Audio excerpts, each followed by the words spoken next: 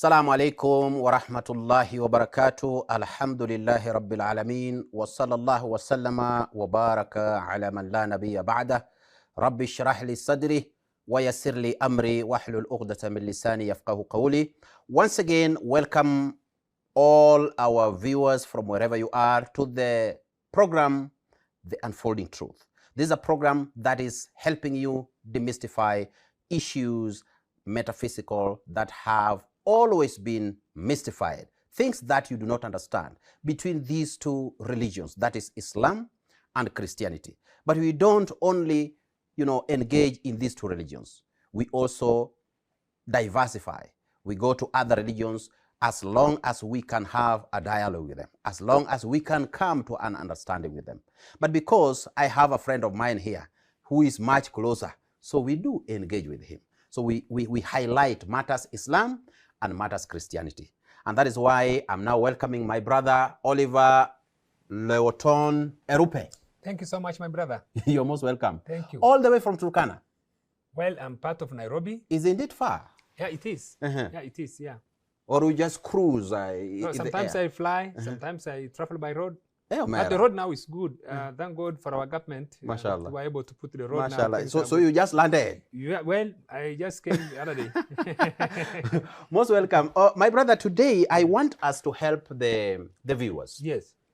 There's a question that has been bothering them. Yes. And according to our new our SMS feeds, yes, we got some multiple questions that were coming. That's and right. That informed yes, our topic of today. That's right. And what we are discussing today is the religion and politics. And politics. You see that? Religion and politics. Religion and politics. And politics. Yes. And we may want to know what is the space or the place of religion yes, in world politics. In world politics.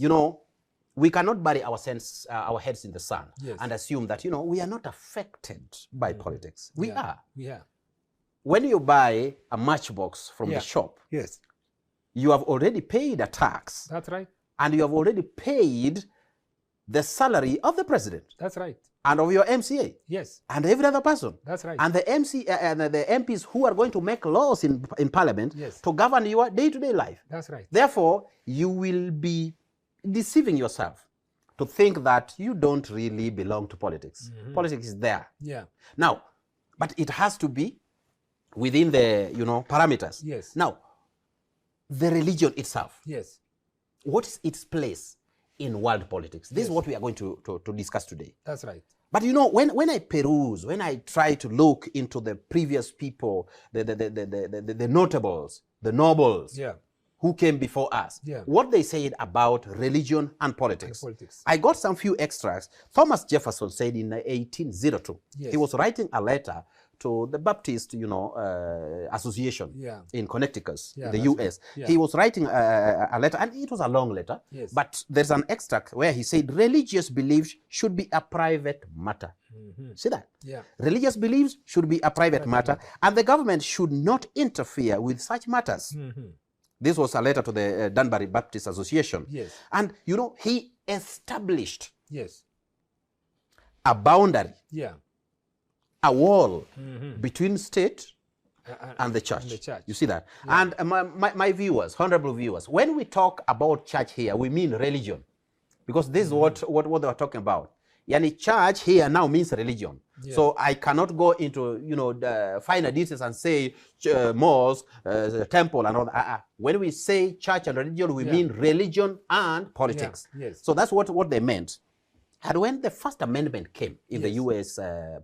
Constitution, when the First Amendment came, they said the Congress shall make no laws respecting an establishment of religion or prohibiting the free exercise thereof. That's right.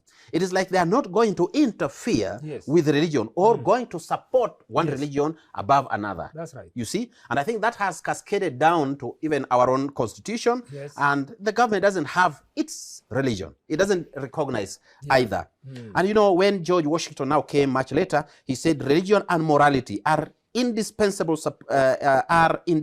supports of our political prosperity. That's right. So George Washington understood the fact that religion is important. Yes. As we do what?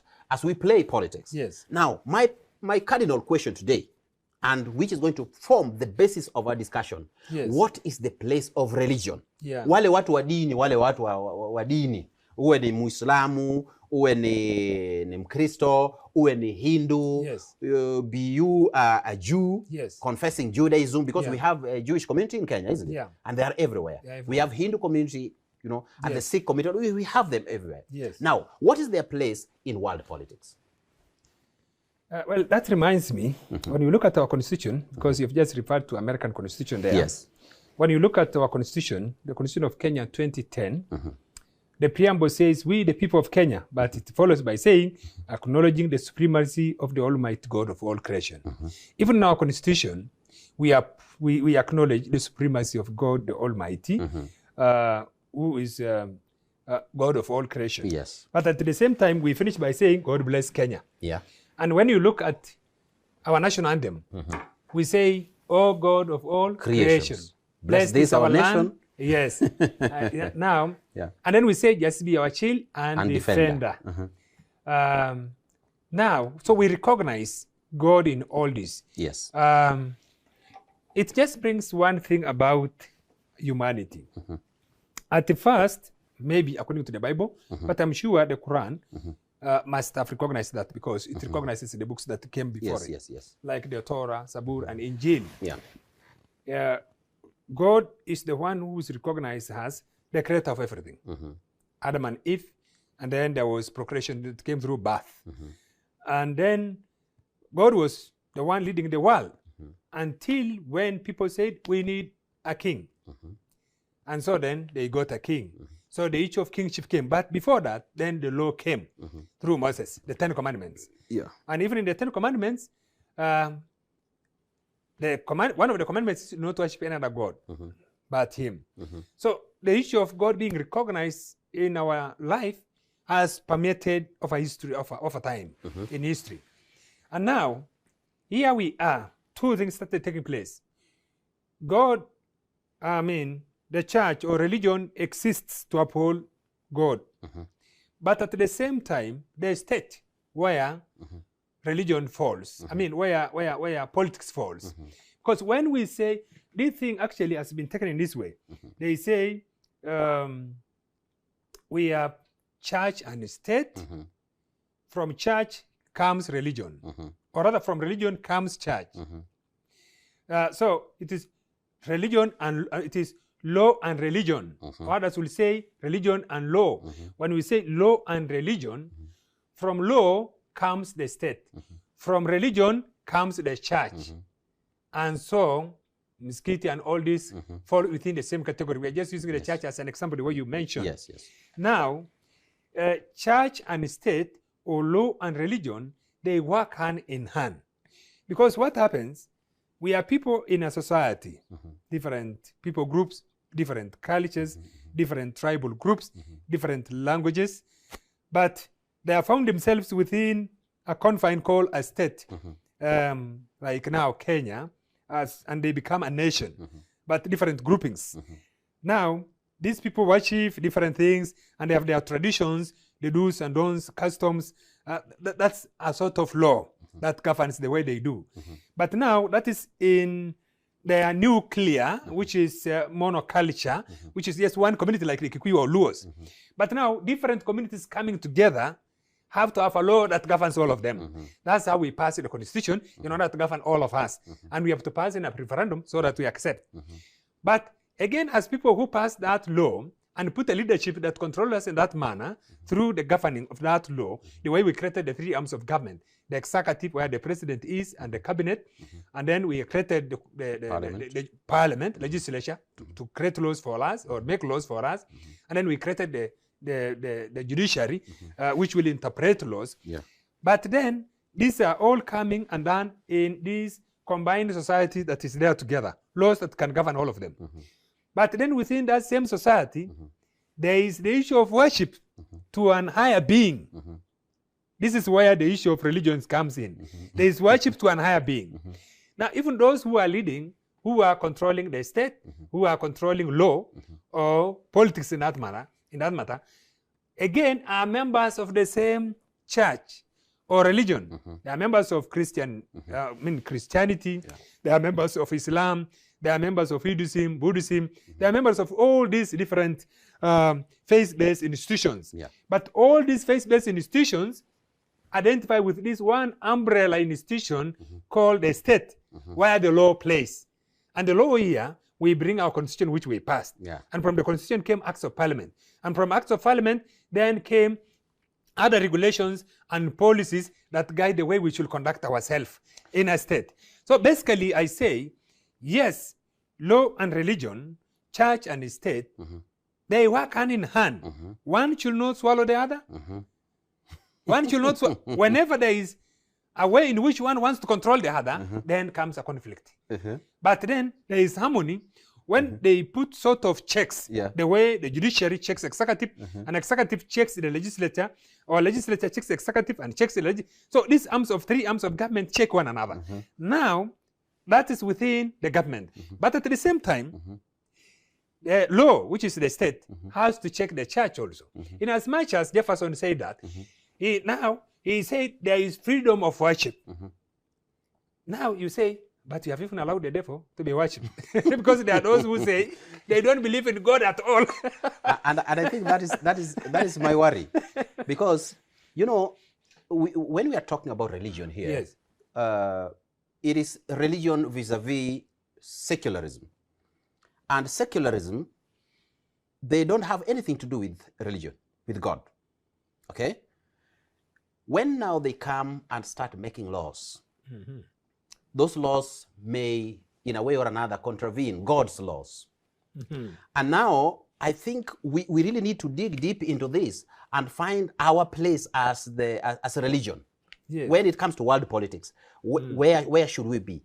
To what extent should we do what? Should we engage ourselves? You see that? But I think it is a cardinal question that's coming, and we cannot tackle it until we come back from the break. So my viewers, we are running out shortly, but we are coming back in a few minutes. Don't go away. Assalamu alaikum wa rahmatullahi wa barakatuh.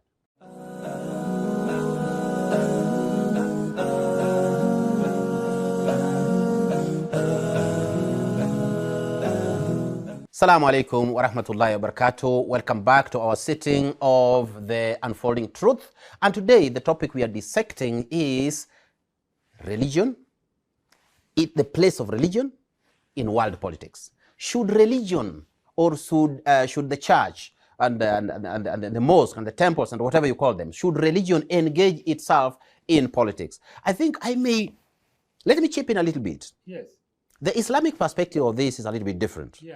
It is different in the sense that, give you an example of the Prophet ﷺ.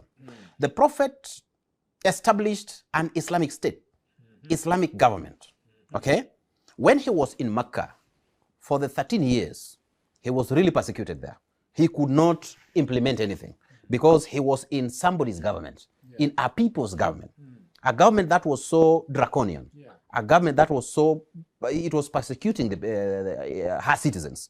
And therefore, practicing the laws of God were a little bit restricted in Mecca, and therefore it could not happen. So he was given an order to do hijrah, to migrate or emigrate from Mecca to Medina. When he reached in Medina, he established the first Islamic government, and everything was moving smoothly. Why am I bringing this story? I'm bringing this story because I know even in the Islamic fraternity, some people believe that you should not engage in politics. And I can't reiterate this enough. You must engage yourself in political issues because it is governing your life.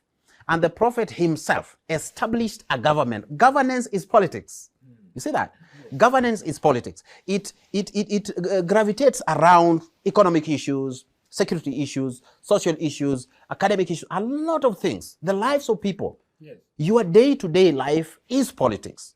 And if it is left in the hands of bad people, it is going to mess you. You see? Now, the Prophet established that government. He was the head of that government. See that? And he had his cabinet. And it was decentralized to the probably ward level, the village level. You see? And that's where the Khalifas are now coming in, the Wali, those are the governors are coming in. He had representatives everywhere. Yeah. So I personally believe, according to what I can recollect, and I stand to be corrected, my Muslim brothers, I do not have any monopoly on knowledge or wisdom. So therefore, I stand to be corrected.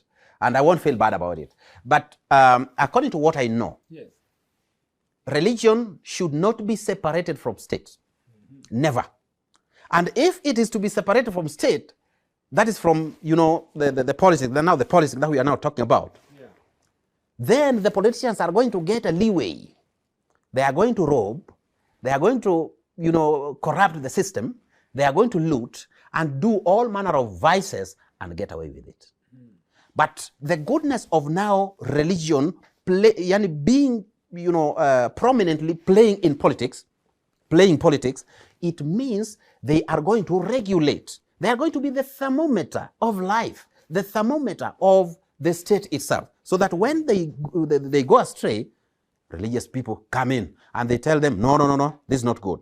But again, there is an element of our constitutions, yeah, which were written by people who had their own interest, and they say, you know what, it has to be separated from state. So our Islamic standpoint, yes, or our theology tells us that we can engage in politics. And that is by example of Prophet Moses, alayhi salam, when he was leading the children of Israel in every aspect. During his time, there's nothing like there's a president there, there's a leader there, and there's Moses here. Moses was everything. And during the time of the Prophet ﷺ, he was the supreme leader. There is nothing like, there's a leader, there's some leader there and the Prophet Muhammad here. No, it is Prophet Muhammad, the head of the Islamic State, cascading it down, representing everything. And the governance was just super. And to crown it, the last caliphate, okay? Yeah. The last Islamic system of governance was the Ottoman Empire, which was just destroyed in 1924. But it reigned for 800 years, yeah, in Europe. Yes. And it is actually celebrated by the historians, dead and alive. Yeah. They celebrate the governance under the empire of Ottoman. He said it was the best, and actually it was the longest serving. Therefore, we as Muslims, we cannot separate religion from politics. It has to go handy. I don't know whether that's the case in your place or you are contesting.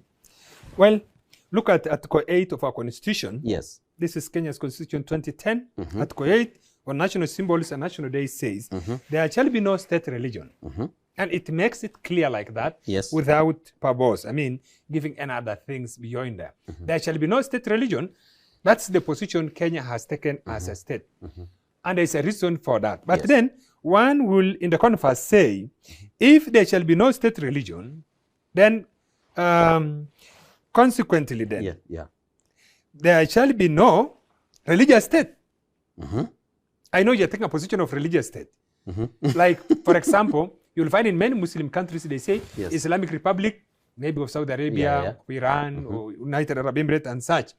Now, we cannot say, of course, there is a Christian republic in Africa. One of the countries in Africa was Christianized as a Christian nation. Yes, yes. Whereas we are a Christian nation as Kenya, but we are not per se a Christian nation. We are a republic. Yeah. Under this constitution, there is no state religion. The nation of Kenya doesn't have a religion. And because the nation of Kenya doesn't have a religion, then the nation of Kenya is not a religious state. It is a secular state for that matter. That's what it tells. I agree with you. I know the issue of secularism is what you want to condemn. No. It's what you want to condemn. No. Secularism actually plays two roles. Yes. To some nomenclature, it can be classified as evil and bad. To some, it's not as bad as we want to think. Because even the clothes we wear, even the clothes we wear, made from the factory, and these are just fabric made from cotton and such. And one could think these are secular things. But then secular things with a religious symbol, for example, the kef you're wearing.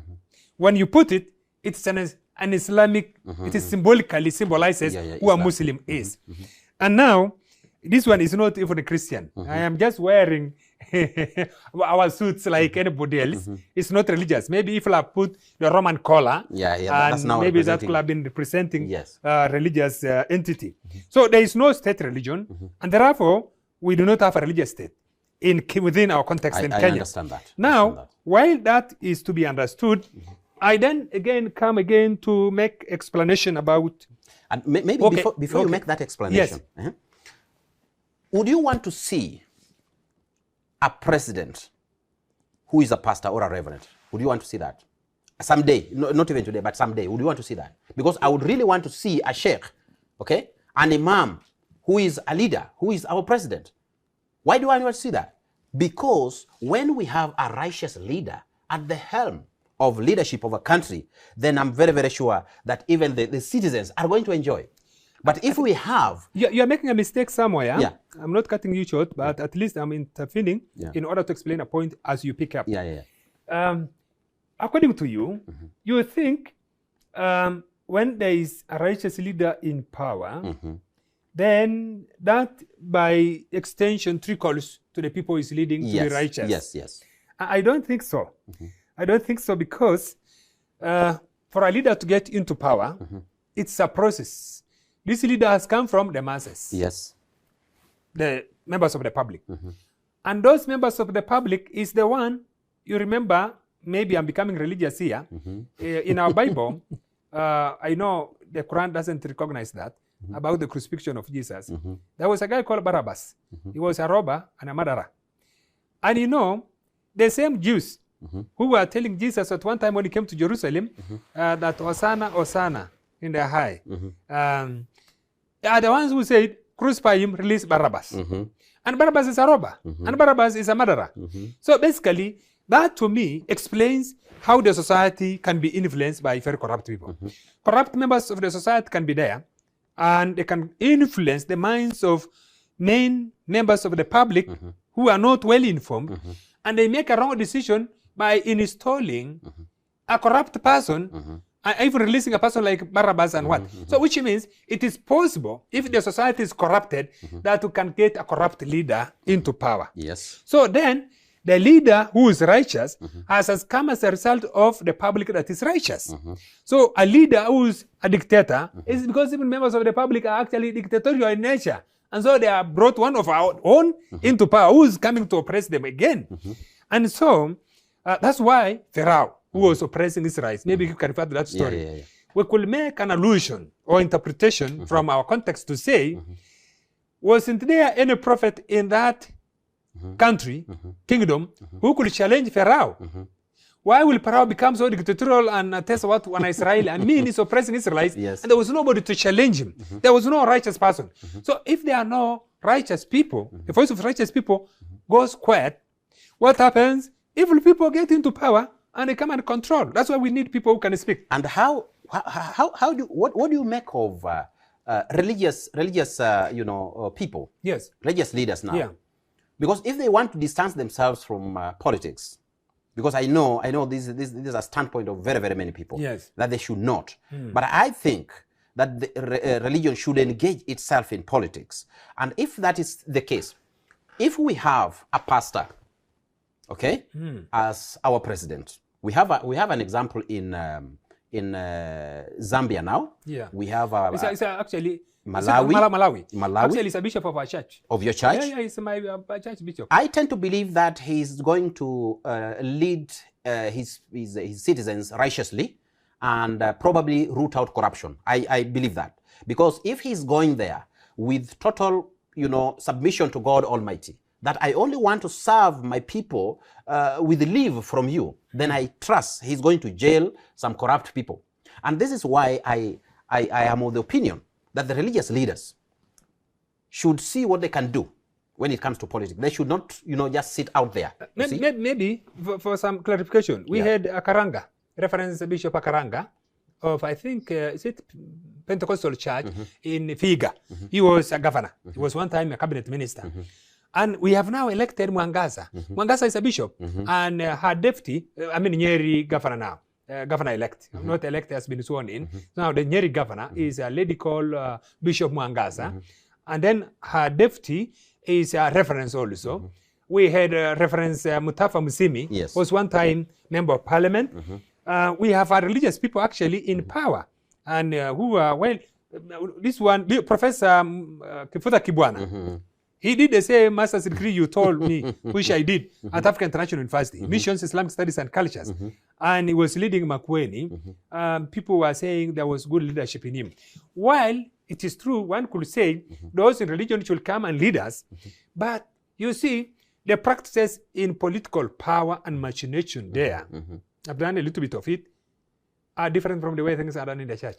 While in the church we refer to the Bible, there we refer to the Constitution and other international laws and treaties, and there are other things that are unwritten, what we call unwritten laws, where this president, for example, someone has invaded your country. While the Bible says do not kill. But as president of the country, you order your soldiers to defend your country. Yeah. Like the way we said, now Al-Shabaab are invading Kenya, and we wanted to see how we can. I think coming to that, because we have to address this issue. Yes. And there is a question that is coming in. Yes. You know, shouldn't the religious leaders now come and clean the murky waters of politics? Because if you say, when they come, there are some written laws, and they may not match. We are coming to address that after we come from the break. Assalamu alaikum wa rahmatullahi wa barakatuh.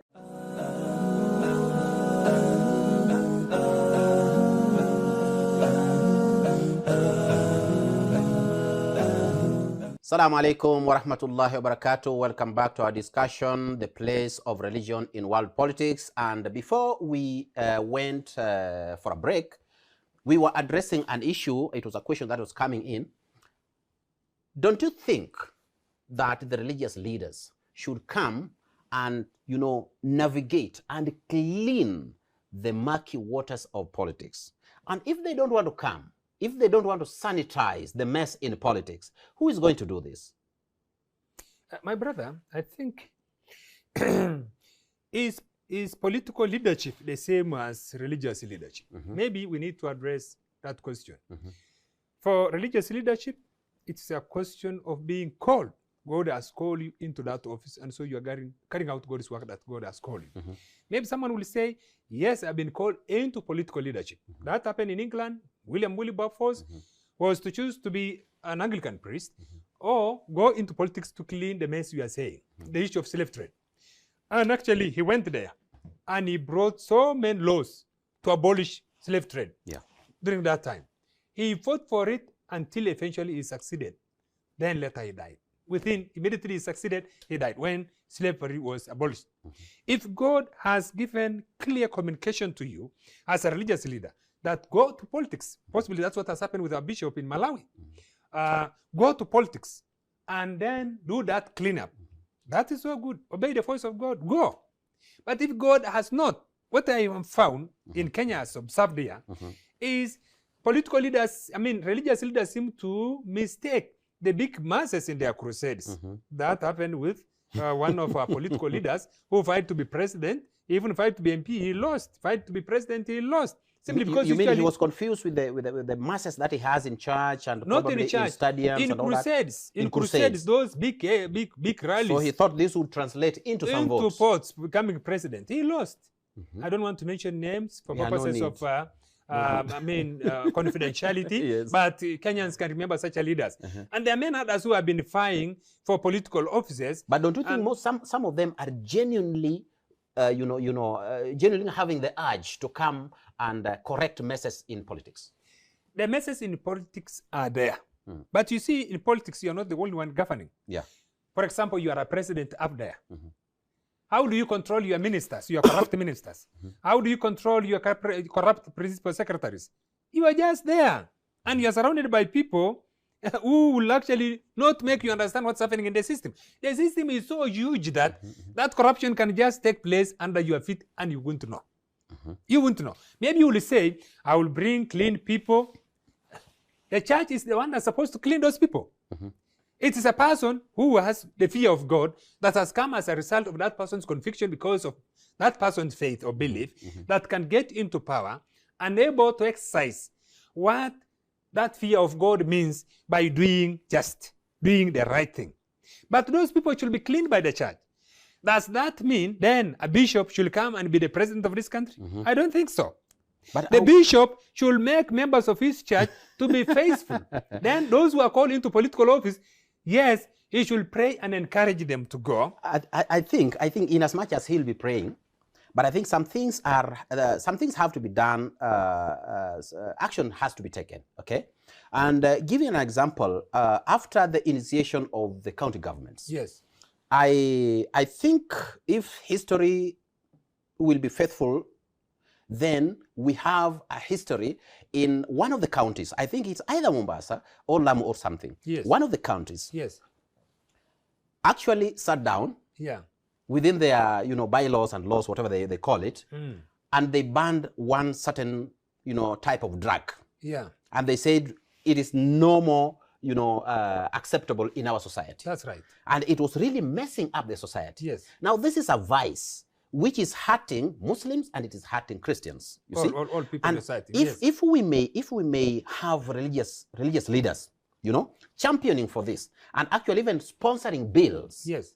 To the county assemblies, to the parliament, and to the highest offices, and they champion for this, that we do not want this, we do not want this. I personally think that this is a way of starting to clean these messes.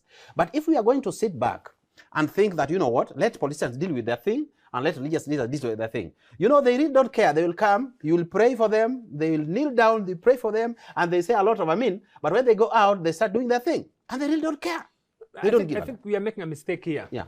That because I'm religious, trained in Bible and theology, so then I'm well versed with political machination and how politics is supposed to be done. I mean, doing public role.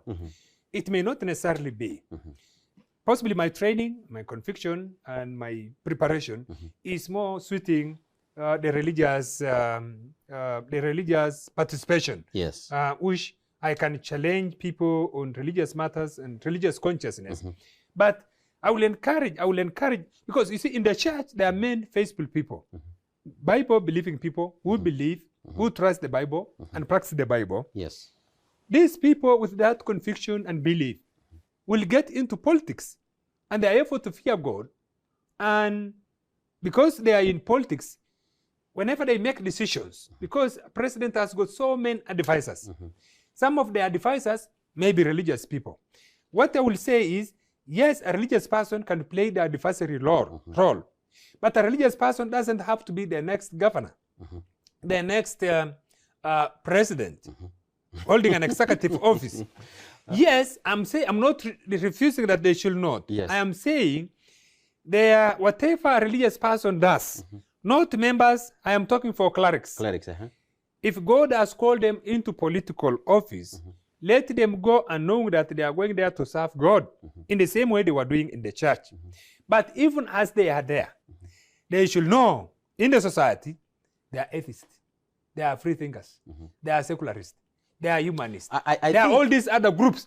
Those groups too need to be given a voice. It is not because you are religious that you oppress them.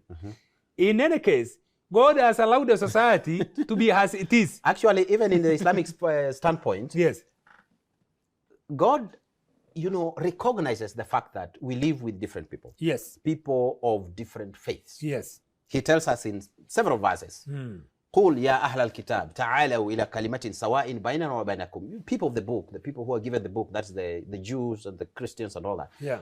Come, let's reason together on matters that, govern us. What we are doing now. Yes, matters that are, cardinal to our lives. Yes. But فَإِن تَوَلَّوْا, if they don't, just leave them. Yeah. Let them be. So we are not going to force anybody. Religion doesn't force anybody to do something. Yeah. But I think it is our moral obligation to correct messes when they arise. Yeah. Okay. I actually personally think, and I will actually advocate for that. Yeah. I want to see a president who is a pastor. I want to see a president who is a sheikh. I want to see a president who is God-fearing. I want to see that. I don't need a president who is a sheikh or a president. In America, Billy Graham was, in fact, has been an advisor for many presidents in America. I think since Reagan or so, since 1950s, 40s there. Yeah. He has been in the White House many times. And whenever American soldiers are going for war, He's the one who comes there and prays for them. When they are going for war. The prayer is not that they go and destroy where they are going. Yeah. He has a responsibility over his citizen to pray that God may protect them, that they may have the wisdom of God. Of course, they are going like for peacekeeping. There is war between one country and the other. There must be some and they are going there as peacekeepers. And so when they are going there, they are to be prayed so that God may protect them. It is God who protects everyone. Of course, yes. Not them alone, but even the people they are going to protect, that God may protect them as well. That's the role of the religious leader. It's not that go there and destroy, because we will be going against the scripture again. Everybody belongs to God, even those who are evil. But then, I am saying, let a religious leader, and you know, for religious leaders, politics is by election. So, will you want to tell a bishop to go and campaign, convince people, and you know in Kenya how politics is done? You have to give something. I think that we may be having a dilemma here. But I urge you, if you are not going for the top seat, okay, I would want to be a president one time, okay? And I as hope long as you don't Islamize our country. Yes, not Islamicizing anything. This is an Islamic just ruling over you with with justice, a lot of justice, okay? And yes. I would want you people, yes, maybe the Christian community or maybe the Hindu community, come to the policy formulation, you know, levels, okay? If you don't want to go there, we'll be going there. But come to the policy making levels so that we work together. But again, I would want to remind our viewers that these discussions are carried forward to our Twitter space, and you will be following the handle and the time when we will be having the discussions later in the night. But I think you really need to follow, because time is limited and we cannot cover everything in the same go. So maybe others will be carried forward to that Twitter space later in the night. So please make sure you follow us keenly, and you document as many questions as possible, and you have to ask them. Don't fear anything. Ask them, however derogatory. Ask them. My brother. Yes. As we wind up. Yes. Because our time is really running very fast. What do you make of famous revolutionaries, religious revolutionaries in history that we have had? People who came and brought massive change. I'm talking of the late Dr. Martin Luther King, who was a Christian cleric and made a lot of contribution to the black movement in the US. We are talking about Al-Hajj Malik Shabazz, that is Malcolm X. People who came, who they just sprouted, and they changed the system. The system was very, very, very bad. It was repressive and not giving the black community in the United States any space. But they sprout up and they made the changes that were needed. And for the first time in history, we had a black president in the White House. I think that if they sat down, they sat back, and they sat on the fence, and they said, we are only going to be spiritual, we are going to pray for our people, and there's no problem, we could have not gotten a black president there. And we could have not gotten the changes that came after them. That's right. Now, what do you make of them? People like Martin Niemöller in Germany. People, very many people. Even Martin Luther of Germany, who brought reformation. Even Martin Reformation, Luther. And even locally, the likes of Ndingi Mwana Nzeki, Sheikh Khalid Balala, that's right. Mutawa Musimi. What do you make of them? Bishop Alexander Muge. Did they do something that we are now dismantling? These are the people we are lacking in our country. And these voices are actually disappearing. And now we are not hearing. That's why I've been trying to follow and listen to Bishop Mweria of Nyeri. He's not as fiery as Mwananseki, but he's doing his best in the circumstances.